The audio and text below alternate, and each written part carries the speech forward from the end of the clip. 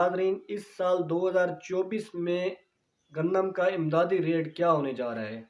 सब दोस्तों को पता ही होगा कि इस साल जो रेट बताया जा रहा है वो 40 केजी 4,000 रुपये रेट बताया जा रहा है। अभी तक अफवाहें फैलाई जा रही हैं रोज़ों के महीने में कि लोग कहते हैं कि इस साल जो रेट होने जा रहा है 6,000 रुपये, रेट होने जा रहा है 2,800 रुपये, ये समरी आई हुई है। रेट होने जा रहा है 5,000 रुपये। अभी तक पक्का नोटिफिकेशन जारी नहीं किया गया। अभी तक वही नोटिफिकेशन जारी किया गया था 4,000 रुपये का 40 केजी। सिंध का भी यही रेट था, पंजाब का भी यही रेट था। पिछले साल सिर्फ 100 रुपये रेट कम था, 3,900 रुपये रेट था।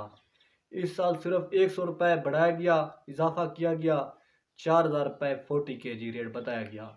और इस साल हुकूमत कहती है कि हमने सिर्फ 20 टन लाख गन्नम इस साल ख़रीदनी है, क्योंकि इस वक्त हुकूमत के जो गोदाम वगैरह हैं अभी तक फुल हो चुके हैं गन्नम जो बाहर से मंगाई हुई है।